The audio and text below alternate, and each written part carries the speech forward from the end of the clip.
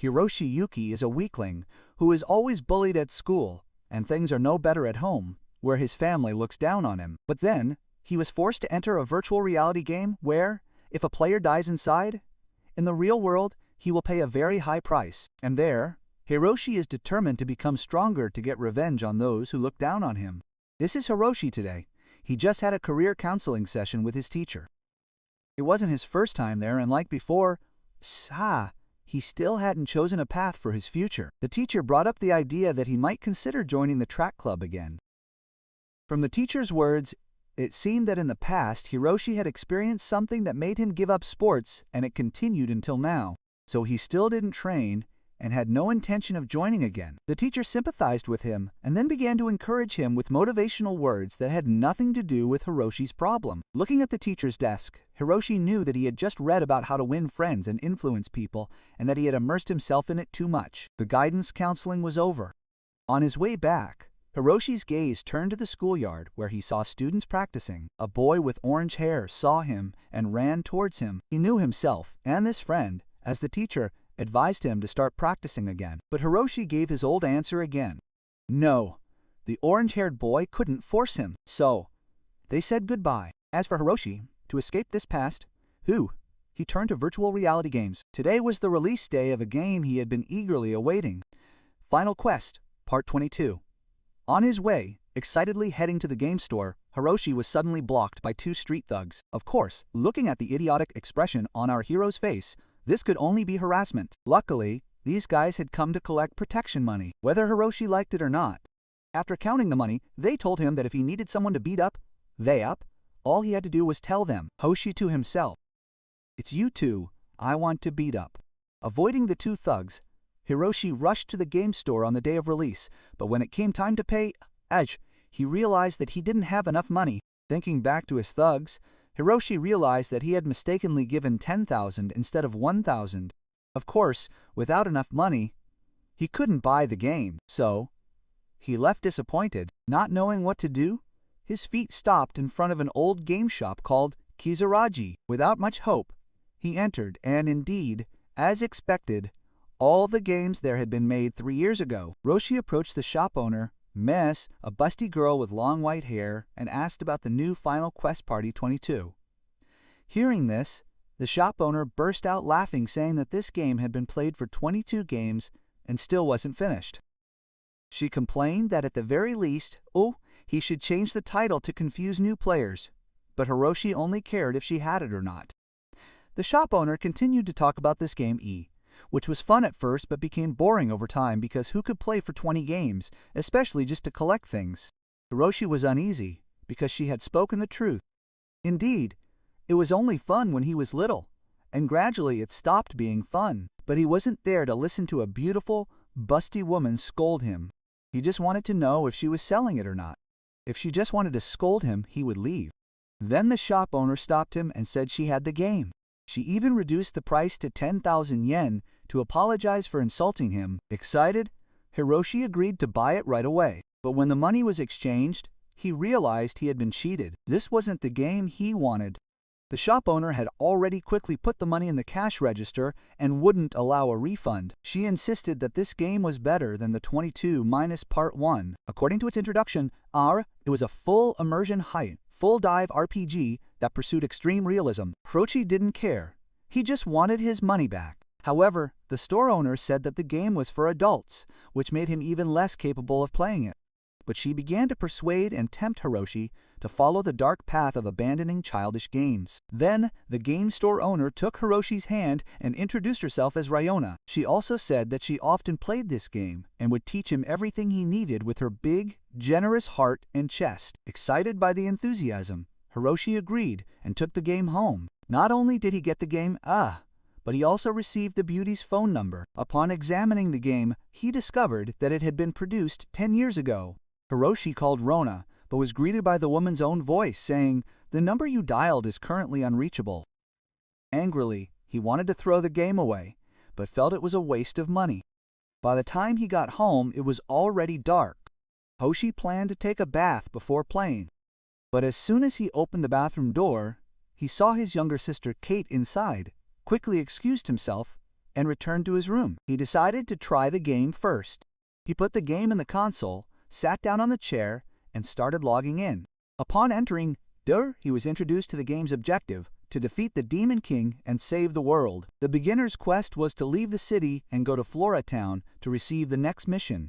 Hiroshi was placed in the body of an ordinary villager. The scenery was beautiful, and the sense of touch was incredibly real. Even the pain seemed surprisingly authentic. Still in shock, an NPC entered to find Hiroshi. Looking at the character design, he couldn't believe this was a game from 10 years ago. He checked the save menu and saw that he was still there. If not, he might have thought he had been reincarnated. The NPC introduced herself as Alicia, Hiroshi's childhood friend. She mentioned that today they would go apple picking. At that moment, another NPC came in and told them to come have breakfast. It was Alicia's older brother, Martin. After hearing that Alicia had accidentally slammed the door on Hiroshi's head and injured him, Martin handed him an apple and said, "An apple a day keeps the doctor away." Hiroshi smelled it. Yes, it was the smell of an apple. He bit into it, and it felt like eating a real apple. Hiroshi was delighted to discover such a masterpiece. Seeing Hiroshi bite into the apple so roughly, Alicia used a knife to cut it for him. Then Hiroshi remembered the game's opening quest and asked the siblings how to get to Flora City. The moment they heard that name, they were both startled. Martin warned him not to speak rashly, treating him as if he were a fugitive. Alicia suggested going to the farm to talk, but Hiroshi thought he was overreacting and decided to go alone. Suddenly, Martin lunged at him and hugged him tightly, saying that he shouldn't run away. Through his explanation, Hiroshi learned in order to protect the people from goblin attacks, the city of Tito, where he lived, had dug large moats around the city. The residents were forbidden to go out, and no one from outside was allowed to enter, except for special envoys. The city had also cut off all external communication.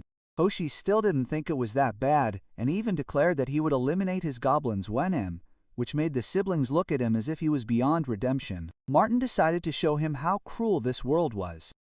Hoshi, still thinking that this was just an early game practice, took a defensive stance. But before he could act, he was punched in the face by Martin. In pain, he screamed and cursed. Seeing that this still hadn't woken Hiroshi up, Martin punched him several more times, causing his nose to bleed. Martin, chewing on an apple, criticized him, saying that with a body like his, he couldn't even take down a rabbit, let alone a goblin. At that moment, Hiroshi was furious. In real life, he had been bullied and pressured, so he had turned to games to relieve himself, and yet here too he was being mistreated in the game. Unable to bear it, Hiroshi pushed Martin to the ground, thinking it was just a normal push. But unexpectedly, the knife had pierced Martin's throat, killing him. Alicia was terrified by her brother's death, furiously yelling at Hiroshi. Even though he claimed it was an accident, dead was still dead. Panicked, Hiroshi chose to run away, which only fueled Alicia's rage. She chased after him like a wild beast, forcing Hiroshi to run for his life for several days before finally losing her in an alley. Still shaken by the fact that he had killed someone, he reassured himself that it was nothing. It was just a game, and that if he logged out and played again, Martin would be alive. At that moment, Ryona appeared to help him. Although she was beautiful, she was short in stature. She explained that she was a fairy character, personally assigned by the game company to the store owners. She acts as a guide so that the NPCs and monsters in the game cannot see or hear her. But by the time she arrived, it was already too late. Beginner quests like apple picking or meeting the childhood friend had all been thrown into chaos by him. Ryona checked the title tag on Hiroshi's neck and it read, "Childhood Friend Killer." Shocked, Ryona realized that he had chosen a path straight to hell the moment he entered the game. Hiroshi tried to explain that it was just an accident, but as she pointed out, every murderer says that in court. Not wanting to be stuck with that title, Hiroshi wanted to restart the game, but Ryona regretfully informed him that this game has no restart function. It's so much like real life that she had already explained that it was a hyper-realistic game. This game automatically saves progress. So even if Hiroshi were to log out now, the next time he logs back in, he'll start right where he left off, which means he would be branded as a childhood friend killer until the end of the game. Ryona also advised him not to touch the hardware because the game saves directly on it. If he did, Oihi would have to buy a new VR console that costs 900,000 yen. Only a madman would do that. Ryona said he could buy a console from her shop for the bargain price of 1,000 yen. Selling it like that would make her rich quick. Hoshi angrily demanded a refund, but of course she refused. Her shop had a clear disclaimer. When Hiroshi threatened to sue, Ryona was fearless. She had more time and money than a high schooler. She advised him to accept it and play. Ryona reintroduced the game as Ultimate Quest, abbreviated as OM, a fully interactive RPG released in limited quantities in Japan 10 years ago. It had long since been out of warranty and was considered one of the least popular games in history. However, there were still a few players, however rare. Among them was a man named Jinji, who had also killed his childhood friend at the beginning of the game 10 years ago. Ryona suggested that Hiroshi seek him out for advice. Ryona then asked Hiroshi to check his item bag, which contained 30 gold coins. She recommended that he buy some new outfits to disguise himself, as news of Martin's death had already spread and he was now wanted.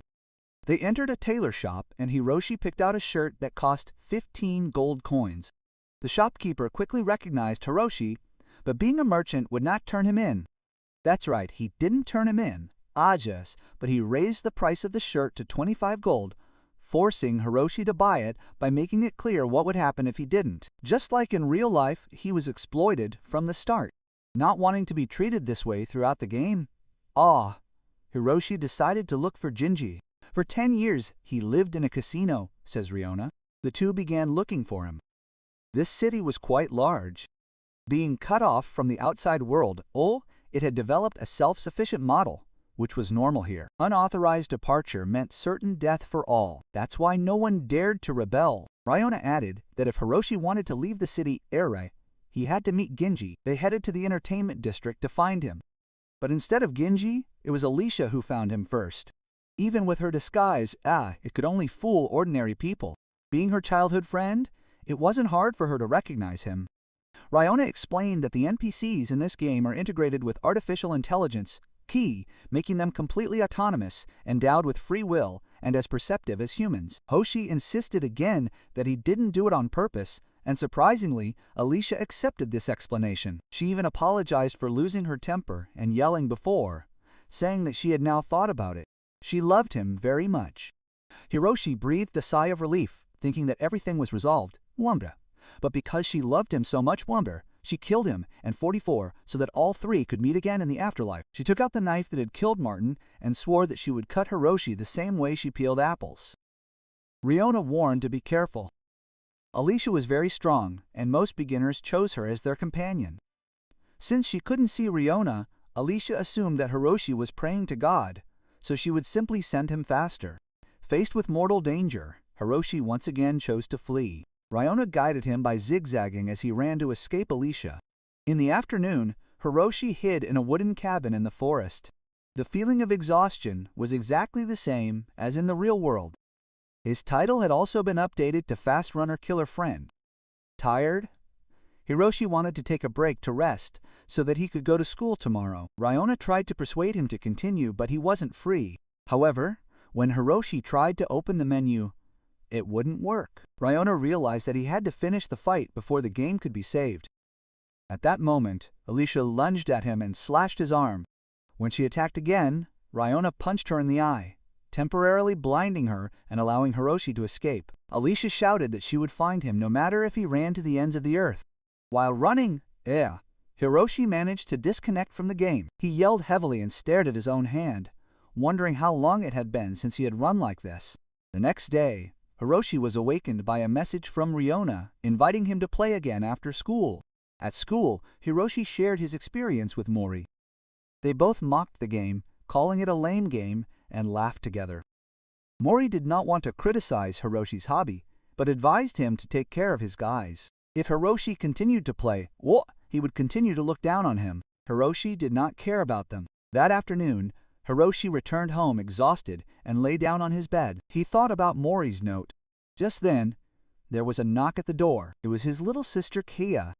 She told him to stop playing video games because he had been screaming all night and keeping everyone awake. She also advised him to start running again instead of wasting time on pointless games. Hoshi simply evaded with a vague answer. After that, He logged back into the game just as he was still on the run and his arm was bleeding. First, he had to treat his wound. Hiroshi checked his inventory and found some herbs, but he didn't know how to turn them into medicine. He just kept fiddling with the leaves, hoping something would work. At that moment, a drunk man approached. He seemed to be a gamer because he knew what NPCs were. That's how Hiroshi realized it was Jinji. But Hiroshi quickly introduced himself and asked for help. Jinji sighed at seeing a newbie but still used the herbs to treat Hiroshi's wound. When the treatment was over, the two entered a casino to chat. Jinji offered him some beer, but Hiroshi refused because he was underage. Jinji said it was cola. Hiroshi tried it and really got it, but somehow, Jinji was still drunk. Hiroshi then explained his problem with killing his best friend. Jinji burst out laughing and started talking to someone. Hiroshi looked at the table and saw that there were 4 seats, which made him suspicious. He asked Jinji why he killed his own best friend. Jinji replied that it was the recklessness of youth just because his friend said something that annoyed him. He had killed him. He had even killed his childhood sweetheart. Hoshi was shocked at how Jinji could have done this. Jinji explained that the body in the game was modeled after the real world. It was an intensely interactive game. If you weren't strong or quick-witted, you would never finish it. In the past 10 years, only one person had managed to finish it, an incredibly strong person in the form of a high school student who completed the game with little effort. His name, Kamai, meant unparalleled adventurer. Jinji's own title was Inhuman. Hosini Hiroshi asked what he should do next. Suddenly, Jinji ripped off Hiroshi's cloak and shouted to everyone that the friend killer was here. He told Hiroshi to try to bluff during the interrogation. Maybe he could escape punishment somehow. Illogically, guards immediately surrounded Hoshi. He tried to flee, but Jinji tackled him and used a chokehold to knock him out. Jinji was surprised that even though Hiroshi seemed so weak, it still took quite a bit of force to knock him unconscious. When Hiroshi woke up, soldiers had already surrounded and captured him. It turned out that Jinji had turned him in to get money for drinks. Jinji told him to simply deny killing anyone, or he would be sent to forced labor. Jinji himself had spent 13 years in prison, so he was familiar with this. Hoshi was then taken outside for the townspeople to see, and they threw rocks at him and mocked him. The soldiers escorting him were also affected, so they chased the crowd away. Hoshi collapsed. He had never felt so humiliated in his life. Suddenly, he remembered the goddess at the beginning of the game, saying that he was the hero destined to save the world. Using this as an excuse, Hiroshi regained his confidence and warned the guard that if they didn't release him, they would suffer the consequences. Hiroshi declared that as a hero one day, someone would come and ask him to save the world. The guard immediately grounded him. He had heard this sentence so many times that it made his ears bleed. Every thief or bandit he caught said the same thing. He was fed up, especially since he was working overtime for no extra pay. Hiroshi continued to try to explain, but then he caught sight of Alicia standing on a rooftop in the moonlight, still holding that apple-peeling knife, one eye blinded by Ryona's punch. But instead of attacking him, she chose to leave. Panicked, Hiroshi begged the guard to throw him in jail immediately. They then threw him into a stone cell and went to prepare for the interrogation. Hiroshi wanted to pause the game here, but it wouldn't allow it since the story sequence was still in progress. With a tired sigh, he decided to wait. After 30 minutes, he tried to log out again, but it still didn't work. After several more attempts, he began to lose his mind, screaming so much that he quickly became hungry and had to keep quiet. Eventually, his discomfort turned into a need to urinate. Hiroshi decided to use the nearby toilet, but just as he was about to pull down his pants, Martin's ghost appeared to haunt him. Startled, Hiroshi fell backwards. Luckily, he didn't wet himself. Martin continued to curse and spit blood at Hiroshi for killing him. Hiroshi defended himself by saying that it was Martin eating an apple with a knife. How was he supposed to know? Martin reflected, admitting Hiroshi was right. It was partly his fault. Then he mentioned a promise they had made before. He demanded that Hiroshi repeat it, but Hiroshi had no idea what he was talking about. They had been friends for a long time, but Hiroshi had only recently started playing. Martin finally understood and said that he would keep Hiroshi until he remembered. This reminded Hiroshi of Jinji, who often talked to himself. Perhaps he was talking to the 2 people he had killed. Martin then clung to Hiroshi and continued to cough up blood, lamenting that he wanted to live longer. Terrified, Hiroshi called for help. After several screams, a girl finally answered, a girl with curly hair. There was no doubt that a little girl like her could work in a prison, she freed Hiroshi and took him somewhere. On the way, she introduced herself as Mizurisa. Riza led him into a room with a bed and some tools.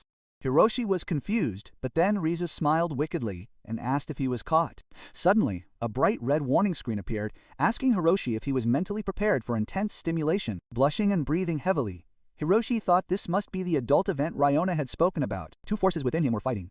One pure Aj, wanting to press cancel. The other excited, force Aj, wanting to press yes, desire one out. Riza laid Hiroshi down on the bed and told him to close his eyes. In the total silence, Hiroshi clearly heard the sound of clothes being removed. He was thrilled, thinking he was in for a moment of bliss. Then came the metallic clicking of tools.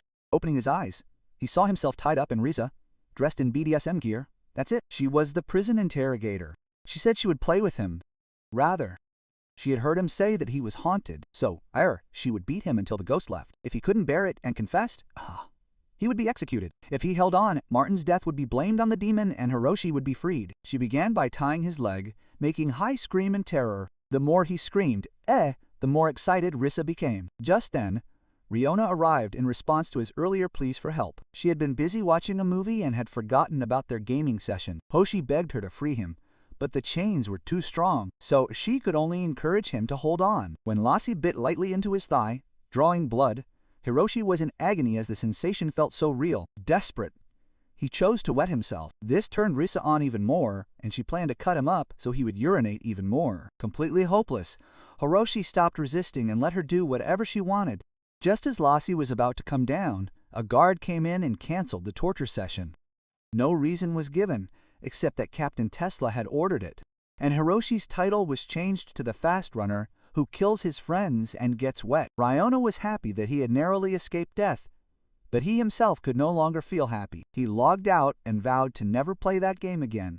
Upon waking up, Hiroshi immediately checked if his pants were wet. Fortunately, they weren't, and he promised himself never to touch them again. One time, there was a district competition. Hiroshi decided to run again. Although he had been absent for a long time, there were still people who recognized him. In middle school, he was considered a monster in track and field. His little sister also came to cheer him on. Not long after, Mori came to encourage him. His friends said that the opponent he should pay attention to this time was this red-haired guy who was also very talented. Plus, there were many scouts here watching. This was the first high school competition. The classifiers, as well as the interlinked organizations, went to watch it. It could be considered an important event. Hiroshi felt a little nervous, so he went to the bathroom to relax. Unexpectedly, he met a stranger. Hiroshi immediately recognized him as a famous athlete, Mike, known as the King of Second Place. After retiring, he had become a journalist. He had come here because he had heard about Hiroshi's incredible feat of breaking the district short-distance running record. Today, there were many talented teams here, but Mike had the highest expectations for him. Hearing this gave Hiroshi more courage.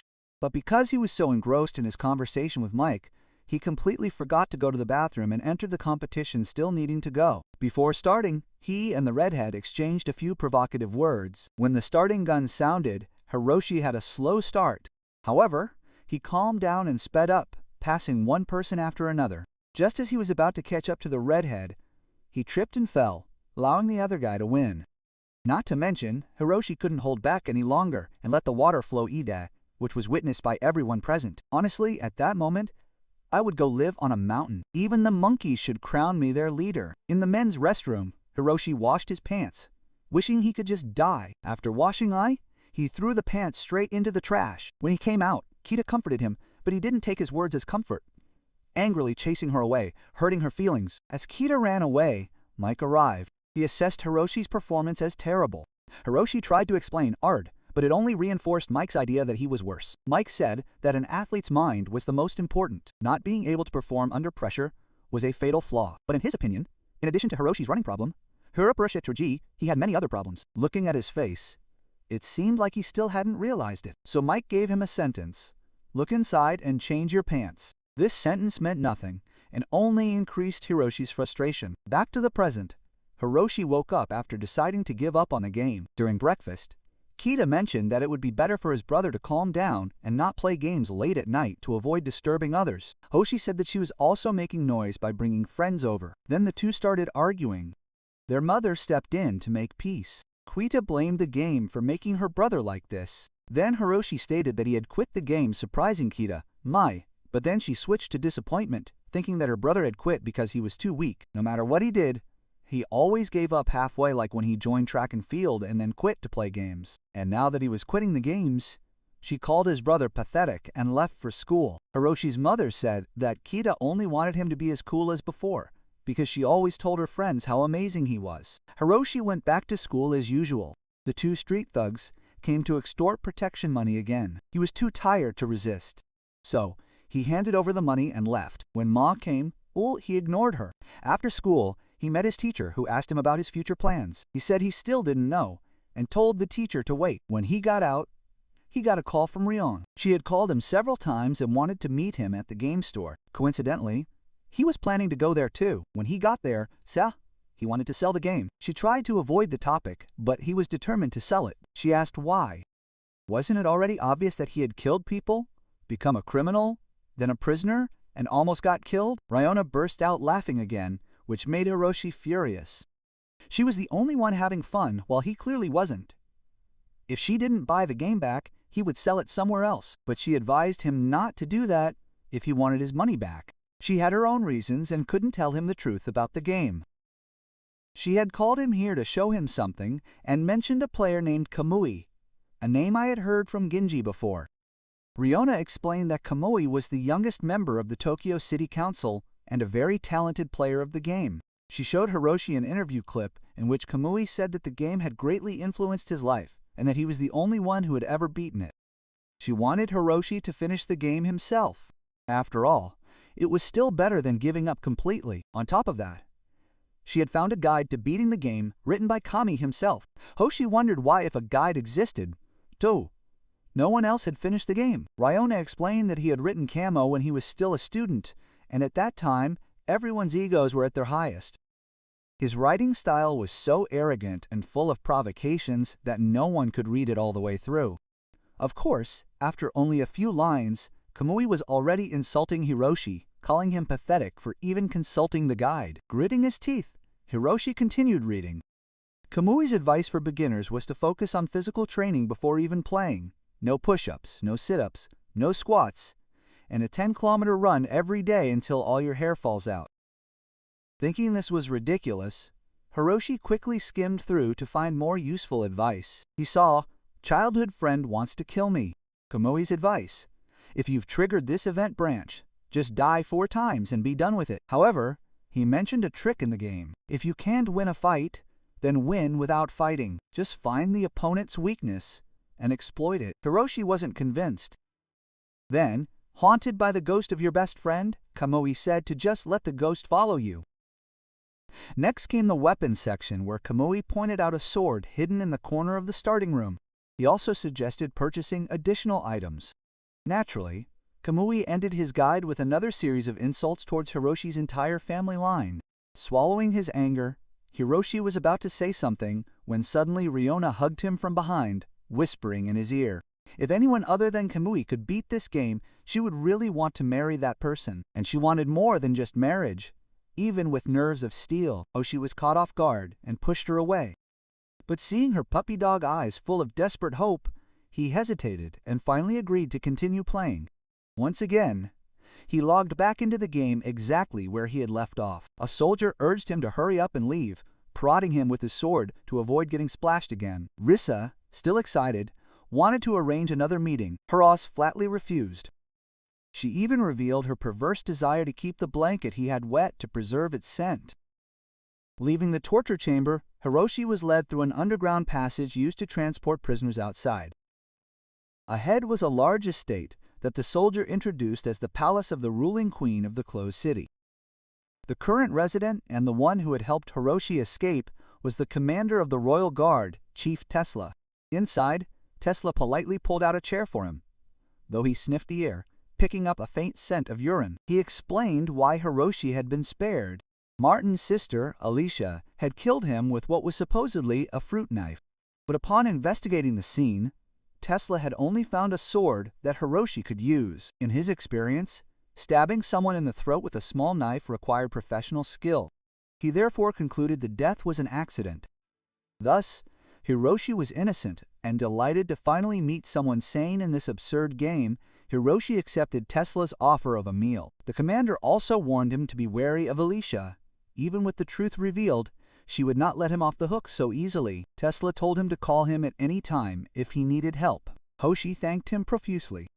Finally, he had regained his freedom after months of hiding as a fugitive, and the first thing he had to do was return home to retrieve his sword. Ryona said that since his village was on the outskirts, it would take them a few days to get there. However, even if he had been proven innocent, the villagers didn't believe him, or maybe he had been collecting rocks all morning without a criminal to throw them at. So, they chose Hiroshi as their target. He had to run for his life. When they ran out of rocks, they grabbed hammers and shovels to hunt him down like low HP zombies in a shooting game. Ryona commented that it was very similar to real life. Even if someone is proven innocent, there will always be people who don't believe the truth. They only believe what they want to believe. Now, if Hiroshi wanted to return to his village, he would have to cross that bridge over there. But someone was guarding him. Ryona suggested that they buy some items while waiting for the villagers to give up. After all, he should be preparing for his meeting with Alicia. Unfortunately, Hiroshi only had a few coins left, not enough to buy anything. He asked Ryona how to make money in the game. Ryona replied that it was just like in real life. He could work, borrow money, or live without working by stealing. He might rob that older couple over there, for instance. Of course, he had no desire to go back to prison, so he decided to work. Ryona then took Hiroshi to an employment office, a rundown and shady place. Why? Because the villagers still hated him despite his proven innocence. So, he couldn't find any legal work, and this office only offered illegal jobs. Inside, he met an older woman who he immediately called a murderer instead of her real name. Even if he explained, no one would believe him. However, the boss had a job for him, working in the mines for a salary of 20,000 coins per month. It seemed reasonable, but Hiroshi only planned to buy a few smoke bombs to fight Alicia, and Ryona said that they only cost 200 coins each. So Hiroshi asked if there was a part-time job that paid by the hour. The woman had one. All he had to do was follow the requests of someone named Baran, and he would be paid 100 coins per hour. It seemed easy until she explained that Baran was a middle-aged man with a masochistic fetish, and Hiroshi would have to whip him with a leather strap per her request. Naturally, Hiroshi found this unacceptable and refused. When he asked for another job, the woman became angry. There were countless people desperate for work and were making it difficult for him. She threw him out. Ryona seemed disappointed in Hiroshi. He didn't want to steal, and when he tried to work, he couldn't. That left only one option to earn money, borrowing, and he would have to borrow from another gambler. Ryona took Hiroshi to meet Jinji again at the casino.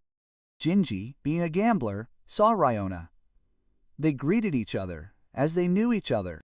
While Ryona tried to keep things friendly, Hiroshi was still upset that Jinji had betrayed him. But Jinji said that Hiroshi should thank him. Without him, Hiroshi would not have been acquitted of the accusations. This infuriated Hiroshi. Ryona tried to calm things down and asked Jinji to lend Hiroshi some money, but he refused, even telling Hiroshi to get lost so he wouldn't urinate there and make a mess. Pushed to the limit, Hiroshi chose to attack. He lunged at Jinji, pinning him to the ground. As he was about to deliver a Western-style punch to Jinji's face, Jinji reversed the hold and pinned him down, stepping out of the American punches and aiming a punch at him. Hiroshi's agility saved him as he dodged and grabbed Jinji's hair. Jinji countered by pinching Hiroshi's side.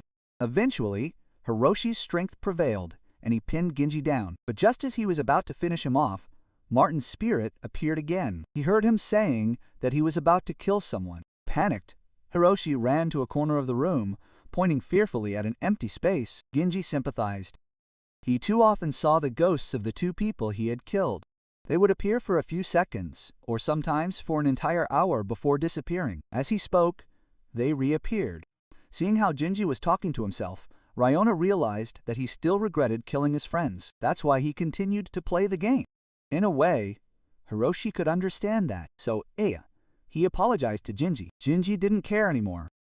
Thanks to Hiroshi, he had gotten some exercise after years of inactivity. Jinji then agreed to lend Hiroshi the money. Outside, Rona asked Hiroshi how it felt to have defeated a stronger opponent, but before he could answer, His badge changed again. Now, it called him the guy who killed his best friend, run fast, get wet, and rob old men. The two then went to buy smoke bombs. Hiroshi entered a store and met the owner, Melissa. Since Jinji had only lent them 600 coins, Hiroshi purchased 2 smoke bombs and kept 200 coins for emergencies. However, the shop owner demanded extra money, Iua. Although he was cleared of the charge, his bad reputation persisted, so she charged 600 coins for both bombs. Finding this unfair, Hiroshi tried to leave but was stopped by security and forced to buy them. After being overcharged twice, Hiroshi realized that, aside from Tesla, Pigger, all the NPCs here were just as mediocre as the others. After several days of walking, Hiroshi finally returned to where it all began. He quietly opened the door to check. Inside, it was silent and terribly cold, with Martin's blood still fresh and red on the floor. Looking around, Hiroshi caught sight of his sword in the corner of the room. It seemed like nothing would happen, and he could just take it and leave. But no, Alicia stepped out of the shadows. She knew he would come back for this, and had waited. Hiroshi hurried to use his smoke bomb to escape, but he didn't have a lighter to light it. Rion reminded him to buy a lighter next time. But there might not be a next time, as Alicia charged in with a fruit knife. At that moment, someone burst through the window to save him. Hoshi thought it was Commander Tesla, but it was Risa coming to save her little bedwetter. Risa stated that Alicia's current actions counted as intentional assault, and since Hiroshi had been cleared by Tesla, if Alicia continued to ignore this, she would be arrested. Hiroshi asked how Risa knew he was there, and she confessed that she had been following him, tracking him by his scent. Shocked that there was still a smell, Riona explained that it was because he hadn't changed his clothes since he entered the game. So the smell of urine was still strong. She also suggested that Hiroshi invite Risa to the party, since she was strong and could protect him later. As he was thinking about it, Alicia attacked from behind. Risa grabbed his shirt and pulled him back. In Alicia's mind, she wanted nothing more than to execute Hiroshi and ignore his cleared name. Anyone who got in her way would be killed. Alicia lunged with her dagger, but Risa blocked and pushed her away. Then she advanced with a slash. When the dust cleared, Alicia had disappeared. While everyone was confused, Riona caught sight of her on the ceiling. Hiroshi panicked. What kind of realistic game is this? He took the opportunity to grab the knife Asisha had dropped and threw it outside so she would be disarmed, but she immediately pulled out 2 more knives for added credibility. Risa went into serious mode, and since Hiroshi was protected, he realized he could invite her to his party. However, Risa revealed the truth. She wasn't there to protect Hiroshi, but to monopolize him and then torture him until he wet himself again. Hoshi was terrified. She was no different than Alicia. The 2 crazy women were arguing over her. Although Risa was stronger, her attack speed was slow, while Alicia's agility allowed her to dodge and put Risa on the defensive. Then, in a split second when Alicia struck, Risa parried the 2 fruit knives. Without giving her opponent time to react, Risa prepared to finish Alicia off with another blow, but Alicia reminded him that although Risa was strong, she wasn't fast. Then she kicked him in the stomach, followed by another blow that knocked him out. Alicia decided that she would deal with Risa later, but finish off Hiroshi first. Riona rushed forward to buy time so Hiroshi could escape, but Alicia had learned from last time since he had a support fairy. She was wearing protective goggles. Remembering Kamoi's advice when Alicia charged, Kohi, Hiroshi aimed for each girl's weakness, her chest. He thought she would react as expected, but no, she was used to such tricks. Instead, she punched him in the gut, bringing him to his knees, and promised him a painful death. Hiroshi thought the game would end there, but Martin's spirit appeared not to help, but to tell his sister to kill Hiroshi faster. In that moment of crisis, Hiroshi tried to think of what Alia hated, and then he realized it was him. Hiroshi chose to confess his feelings to her. He confessed to Alicia just as his knife was near her face. This unexpected confession made Alicia waver. Realizing that it worked, Hiroshi continued to say flattering words to her, but Alicia couldn't accept it after her brother's death. Even though he said it was an accident, it was still the death of a person, and that person was her beloved brother. Everything happened because he wanted to leave the mall. She loved him too. But now nothing could go back to the way it was before. Tears streamed down her cheeks as she resentfully asked why he ran away. After saying that, Alichi ran away from that place as if to escape reality. Even though he had escaped death, Alicha's words made him realize that he had been wrong all along. He thought it was just a game. He had no memory of the past with Alicia and her brother, but to her, he was a close friend. His greatest sin was killing Martin and choosing to flee instead of staying and trying to save him. He realized how foolish he had been.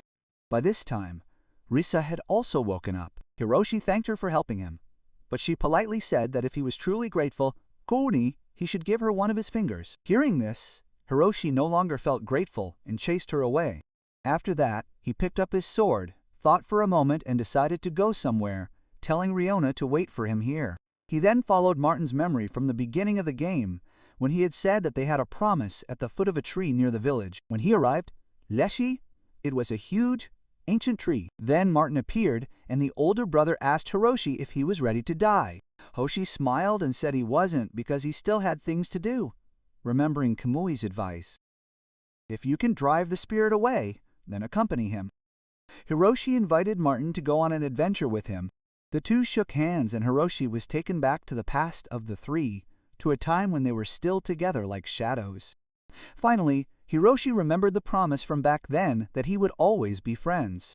On hearing this, he returned to the present, and Martin reverted to his regular, harmless state. He was happy that Hiroshi remembered the promise that he would always be friends, and then Martin no longer had any attachments to the mortal world. He thanked Hiroshi and disappeared.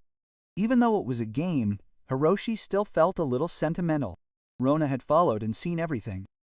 She comforted him by saying that now only Alicia remained, but that he could deal with her slowly. First, he had to repair the rusty sword and buy new pants to replace the dirty and urine-stained ones. Furthermore, Hiroshi's title had been updated. He was now the greatest killer of a best friend, a fast runner, a bedwetter, and a thief of old men. Suddenly, a bell rang throughout the area. Hoshi ran to see what was happening, and city after city was engulfed in flames. Riona was surprised because she had never encountered this event in the game before. Hiroshi ran into the city to check, and everyone was panicking and running around. He tried to ask what was going on, but no one listened. He just kept running. Riona said that the game followed reality closely. People only cared about themselves first and didn't have time to stop and explain. She suggested that he could ask the blacksmith while he repaired the sword. From the blacksmith, he learned that goblins were attacking. Hiroshi was puzzled, asking if the city wasn't protected by a ditch. The blacksmith said it was but the worst drought in 500 years had dried it up, and the goblins had taken advantage of the situation to attack. Seeing this as a chance to prove himself, Hiroshi asked the blacksmith to repair the sword so he could fight the monsters. But the blacksmith was too busy fleeing and told Hiroshi to forge it himself. Having no other choice, he sharpened the sword himself. As he was sharpening it, he heard cries for help from outside. Hoshi was irritated because it was taking too long, but Riona reminded him that maybe he didn't need to sharpen it. Sometimes, a rusty sword could deal more damage to monsters. It made sense. So Hiroshi went out to fight El, but Riona stopped him because he still didn't have the strength for it. The goblins were too strong, and if they came out now, his chance of dying would be 120%. If you die in this game, you'll face very terrifying consequences. Hoshi said he would actually die in real life, but Riona said he would be permanently banned from the game and his console would be destroyed. Even she had to admit now that this game really sucked. Riona revealed that in fact someone had already died in the game and their console had been locked. Many lawsuits had been filed against the game company, but the company used its power and money to cover it up. Then a protest broke out and spread to the game store. Shortly after its release, this trashy game was forgotten, which is also why she wouldn't tell him when he tried to sell the game and instead tricked him into buying it back. In short, Riona said that he wasn't strong enough to defeat them yet and suggested logging out and asking Camo for advice. However, before leaving the game, Hiroshi begged Rona to let him see the goblins just once. She agreed but told him to stay quiet. Hiroshi opened the door a crack to take a look and was shocked by their appearance and incredible speed. After admiring them, though, he was about to log out when he suddenly heard the scream of a child. A goblin had targeted a little girl. Without hesitation, he rushed in to save her. But Rion held him back, saying that the console cost 1,200 yen and that she could only discount it to 126,000 yen. Hiroshi was taken aback. She must be crazy, since the original price was only 90,000 yen, and she was overcharging a lot.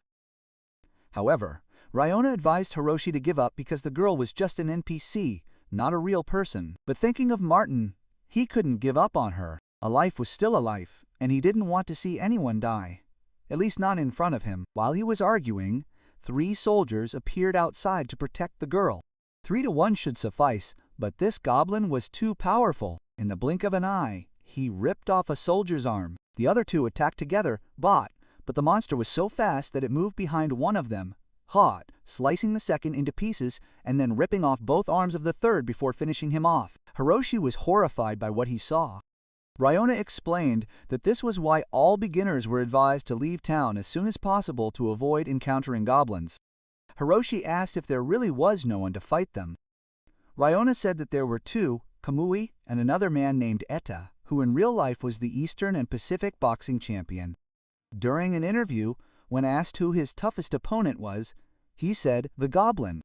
Even though he knew there was no chance of victory, Hiroshi decided to go save the girl anyway. Ryona, tired of his stubbornness, promised to give him a discount on a new console, but still told him to change his pants. There was one that the blacksmith had left behind. Although slightly dirty, it was better than saving someone while wearing pants that smelled of urine. Once close, Hiroshi took his position and Ryona distracted the goblin so he could save the girl. As soon as he turned away, Hiroshi rushed to grab the girl. But he didn't expect that there were actually 2 monsters. Despite this, he didn't back down. He told the girl to run in another direction while he stayed to block the 2 monsters, but they still chose to pursue her. Hiroshi immediately pursued them, and in a moment of life or death, he activated his acceleration skill and saved the girl in an instant. But even after escaping once, he couldn't just keep running. He had to find a way to defeat the 2 goblins. Just then, Tesla arrived in golden armor. With a single swing of his sword, he transformed the 2 monsters into white-haired exorcists. Soldiers also arrived, and Hiroshi entrusted the girl to him for escort. This was the first time Hiroshi felt like a hero. His title was upgraded. Now, he was the greatest killer of a best friend, a thief of the elderly, a bedwetter, and the greatest Lolian, a title that couldn't be more ridiculous. At that moment, Tesla approached him. Having witnessed his courage, the commander invited him to become a mercenary to protect the city. Hoshi immediately accepted. After all, fighting alongside Tesla meant that the commander would protect him in case of trouble. When you accepted, Tesla suggested taking you to the royal training grounds to practice. Once everything was over, Hiroshi saved and exited the game. Hoshi was happy to have progressed through the game. At school, Hiroshi recounted the events of the game to Mori, who was happy that he could enjoy it. Mori noticed that Hiroshi had changed a bit. That evening, before logging in, Hiroshi looked at Kamui's guide. Kamui explained how to leave the starting town in 3 ways. First, complete the side and main quests to increase the player's reputation in the town. Once it was high enough, Hiroshi could apply for an entry and exit permit.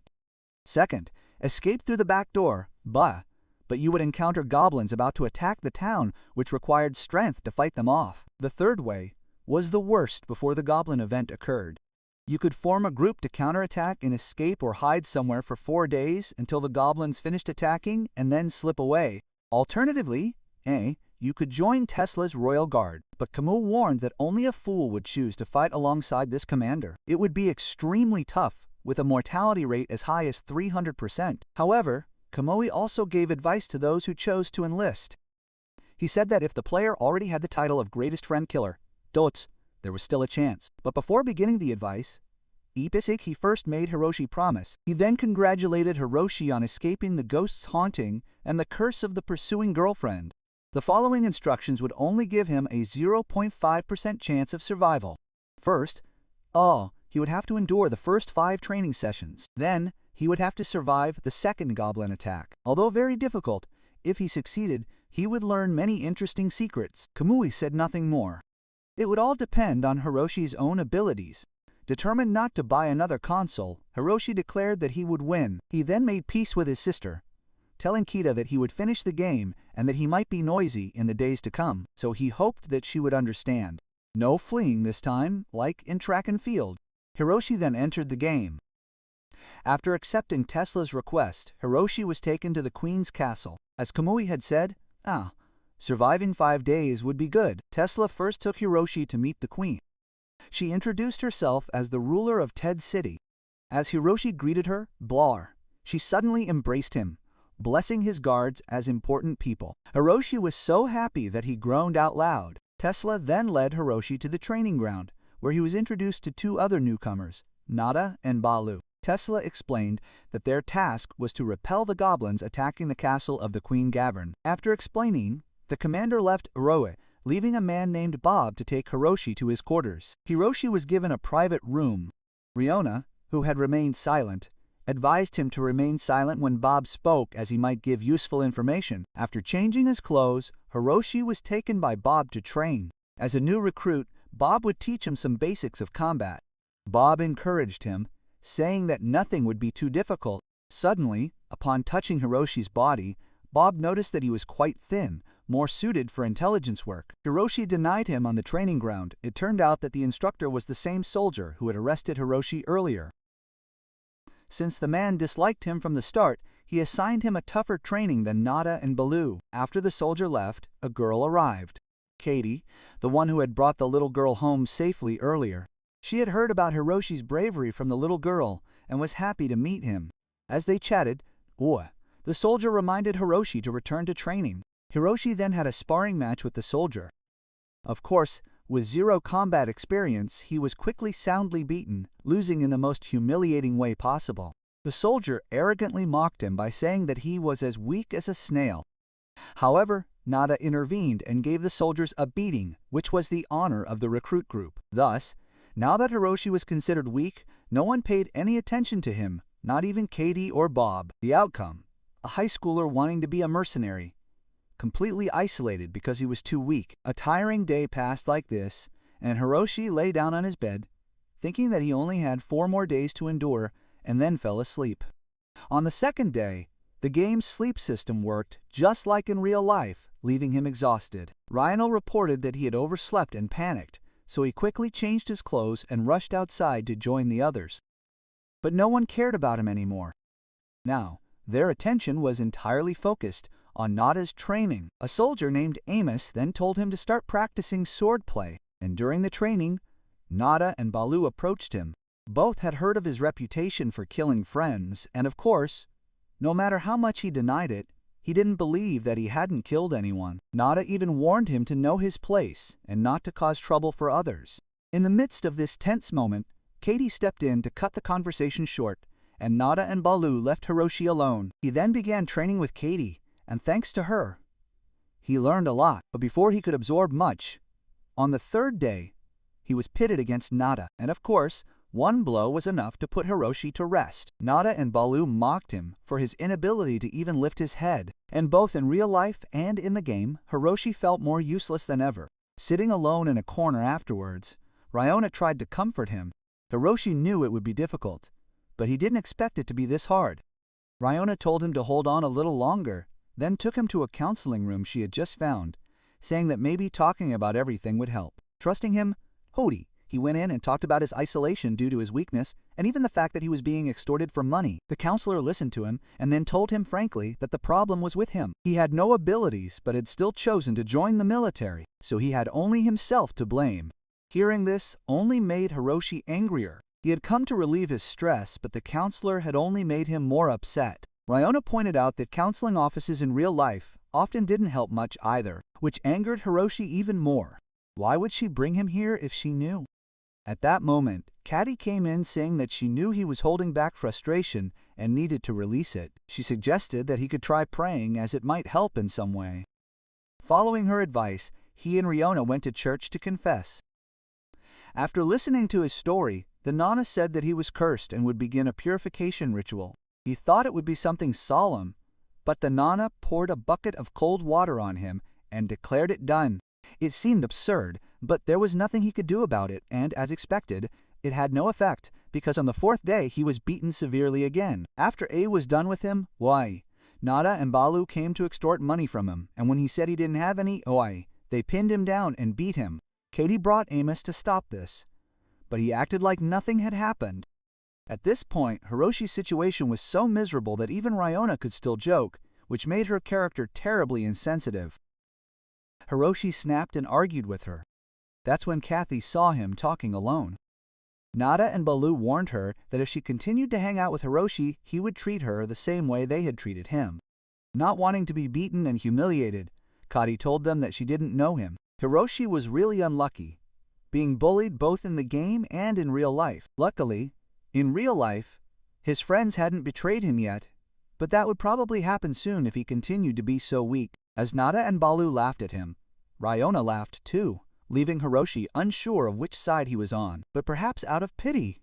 She promised to help him. On the 5th day, the last day of training, early in the morning, Nada discovered that someone had stolen his shoes and thrown them into the gutter. He held on to his shoes because they were made by his mother, Wadi, but that was just the beginning. Then his sword went missing and he later found it stuck in a toilet. Naturally, Hiroshi was the first person he suspected since no one else had been hit by Nada but him. Bob stepped in to stop him, saying that there was no proof, and the others also spoke up since no one had seen Hiroshi approach Natha's locker. At that moment, there was a scream and the entire team ran to the locker room where they found the cook. She said that her underwear had been stolen and that it was in Natha's bag. Now he was no different than a pervert in everyone's eyes. Everyone criticized and despised him. Even BU joined the chase. Now the bully had experienced what it was like to be bullied. They then learned that Nada had been discharged from the army. Unexpectedly, Tesla appeared bearing a letter accusing Amos of stealing the shoes, sabotaging the sword, and framing Natha. It was clearly stated that the reason was Kos had been humiliated when Natha defeated him, and the letter was signed by B, which caused a rift between them. Tesla then asked the entire team, and Callie was the first to stand up and confirm that it was true, followed by everyone else. Amos was then dismissed from his position, and Tesla said that he would appoint a new commander for them soon. Kaati and the others also apologized to Hiroshi. And of course, none other than Rona was the mastermind behind it all, although he was grateful to her. Making an old man cry like that was a bit over the top, and tomorrow was the day the goblins would attack. Yet, Hiroshi still wasn't mentally ready. Ryona asked if he was going to give up. Of course not. He had come this far, and even if he died, at least he would die after giving it his all. Seeing his determination, Rona felt relieved. Then she finally revealed the real reason why she had made him play this game. She wanted him to destroy the game. The story was that, 10 years ago, when she was still a player, she had met Kamui. Back then, with the mindset of a high school girl, she really liked older men like him. When she learned that he was about to leave Ted's town, she gathered all her courage to confess her feelings to him. But he rejected her for a reason that would make any man furious. Because of his oversized breasts, they had developed abnormally, which scared her, so he pushed her away. Since then, Rona had held a grudge because she felt insulted and decided to find someone who could beat the game and destroy Kamui's position as revenge. She also planned to marry the winner so that he could act all amorous in front of Kamui and make her regret rejecting him 10 years ago, a reason that couldn't be more ridiculous. Late that night, Hiroshi couldn't sleep and went out to get some fresh air. He didn't expect Rona to have prepared everything so meticulously, just for this. He felt like all his efforts weren't worth it because of her. At that moment, Tesla also passed by. He too couldn't sleep because he didn't know when the goblins would attack. The two then talked, and the commander learned that Hiroshi wanted to leave the city. Tesla said that he also wanted to leave if he wasn't the captain of the guard. He wanted to see the vast world out there, and said that if he survived the battle, he would go with Hiroshi. To make sure the battle went smoothly, Hiroshi logged out of the game to check Kamui's guide. As soon as he opened his eyes, he was surprised to see his little sister Kita staring at him. He asked her what she was doing in his room, and she said that she had come to check when he hadn't answered her call for breakfast outside the door. Seeing that his brother was fine, Kita left. Hiroshi then began reading Kamui's guide to the goblin event. True to his childish nature, Kamui began with a barrage of insults about Hiroshi's incompetence and uselessness. He then made Hiroshi promise something before giving instructions. Kamui then revealed a trick that greatly surprised Hiroshi when he read it, and it was all Kamui could teach him. Right after that, Kamui's website crashed.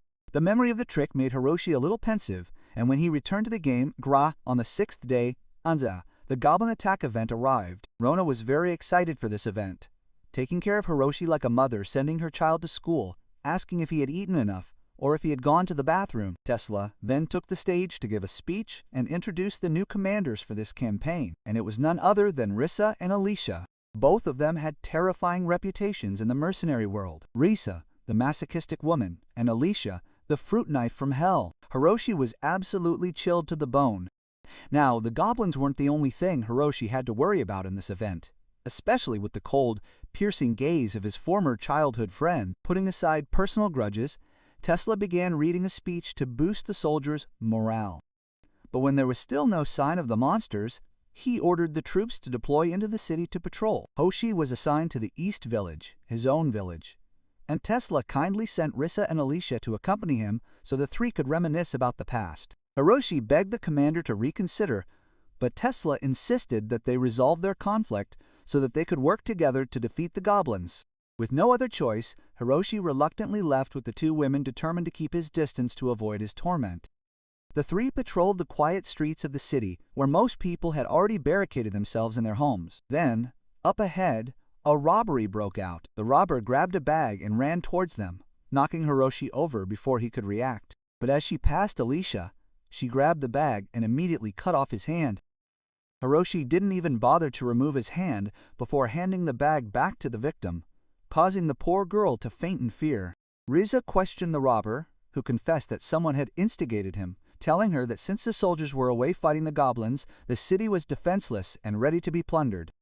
He also revealed that there were many robberies going on in the city at that very moment. When Hiroshi demanded to know where the instigator was, the robber pointed to a casino. The three went there and found many civilians being held hostage. Looking around, they spotted a man who seemed strong enough to be the leader. Riza and Alicia would take care of the bandits while I would rescue the hostages, since the two women still considered him weak. The plan began.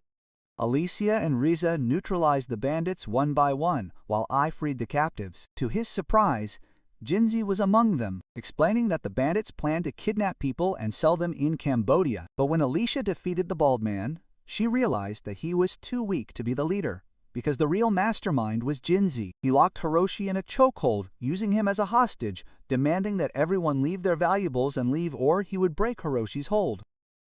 But Hiroshi was no longer the coward who only ran away. He elbowed Jinji in the stomach to free himself. Risa wanted to finish him off, but Hiroshi insisted on confronting the man himself.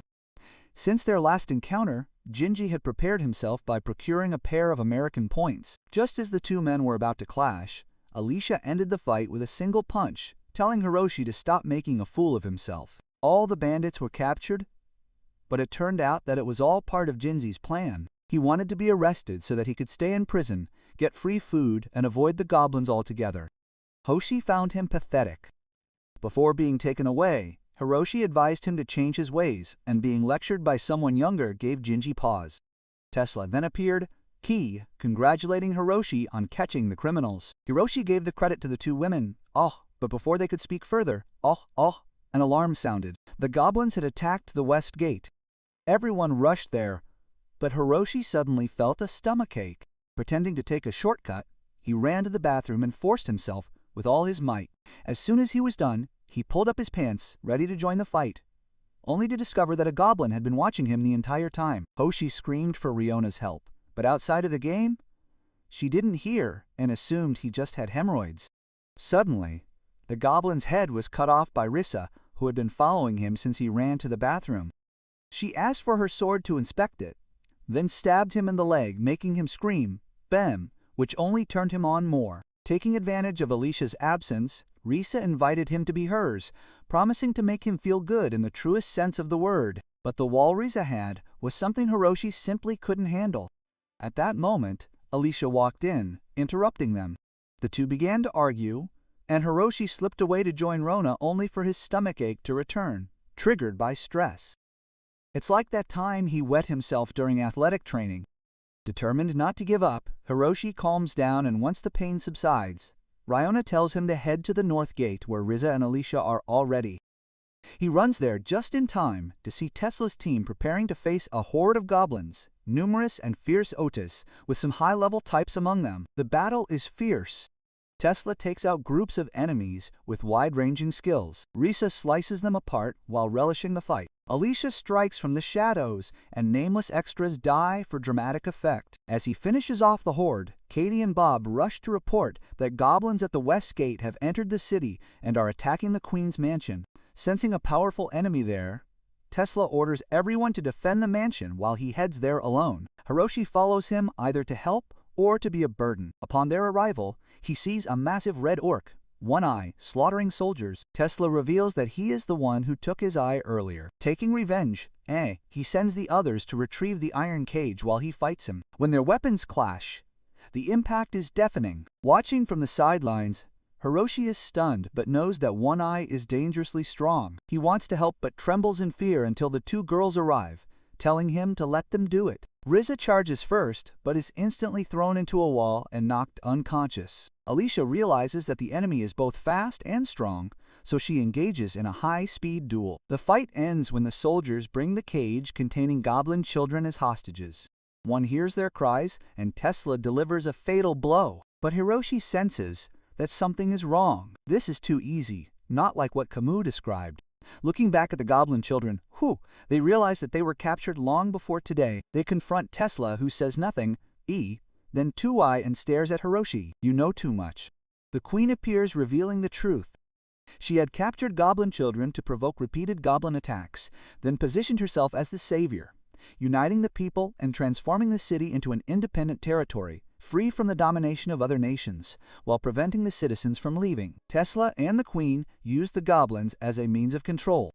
The virtuous commander that Hiroshi admired is in reality a hypocrite who, after stirring up everyone, eliminates the soldiers to make the witnesses land. Naturally, Tesla targets Hiroshi next, and Kamui's warning of a 300% mortality rate now makes perfect sense. Right from the start, you are forced to fight a high-level boss. Tesla immediately unleashes his ultimate attack to kill Hiroshi in one hit. Terrified, Hiroshi prays for a painless death, but Alicia blocks the blow. Hiroshi asks why, and Alicia says that Martin appeared to her in a dream, telling her to forgive him. She accepts him and secretly protects him, saying that she is happy he confessed to her. She hopes he will live for her and her brother. She then dies in his arms. Hiroshi asks Rion if NPCs can be resurrected Burra, but unfortunately it is not possible. Always considered weak in the game, and in real life, Hiroshi had put up with it until now. This time, he cannot take it. He retaliates when Tesla lunges at him. Hiroshi deflects each blow, successfully using the tricks Kamui taught him. Back to when Kamui was giving instructions, he said that a player's stats in this game would increase significantly when their emotions fluctuate, but only positive emotions. As long as you had an unwavering belief in passion and courage deep within your soul, you could overcome adversity and change your destiny. And finally, Camus said that this wasn't just a game trick. It was reality. Hiroshi stood up and launched a relentless attack on Tesla, his blows coming down like a storm, forcing Tesla to defend himself completely. Then, in an instant, Hiroshi disarmed him and rushed in to deliver the final blow. But his beginner sword couldn't pierce Tesla's first-rate armor. Well, since this game was so realistic, Hiroshi accepted his own end. Tesla drew another sword to execute him. At that moment, Hiroshi met Martin again, realizing that he might already be dead. Hiroshi cried and apologized to Martin for not protecting Alicia. Martin smiled reassuringly, and then reminded him of the promise they had made earlier when Hiroshi had invited him to go on an adventure together. Martin then told him that now was the time to fight. Back in the game, Hiroshi's broken sword was suddenly enveloped in an aura that shattered Tesla's blade. It was called the Demon Sword. This time, they both took stances for their strike. Tesla gathered all his strength and charged at the speed of light, and Hiroshi calmly prepared to face him. Suddenly, the Queen intervened. She pushed Hiroshi aside and took Tesla's blade directly to the gut, ending the game. Hoshi woke up to find his game console in flames. The next day, feeling depressed by such a ridiculous death, he spoke with Rona. The game store owner comforted him, admitting that she herself had not expected such a situation. She then asked him if he wanted to play again, saying that she had a spare console to lend him. Hiroshi said he would think about it. He then went to his computer to close Kamui's guide, only to find a new entry titled, "You have been killed and lost your console." As Kamui had said, this game was reality. He just had to believe in himself. He could continue right before his death. He only had to find a new console, insert the damaged game disc, and enter the code Kamui had given him 10 times. If he was lucky, he would return an hour before he was killed. Hoping to save Alicia, Hiroshi decided to return to the game. But not yet. He had to prepare thoroughly. Day by day, he began to practice. His family began to look at him more favorably. His teacher, although he still had no answer to Hiroshi's future plans, accepted him because he felt that something had changed in him, thinking that he had somehow discovered a treasure with his character. As for the 2 street thugs who often asked him for money, he scared them away so that they would not bother him anymore. And then a month later, Hiroshi returned to the fight. This time, he was determined to save everyone, and that's where the anime ends.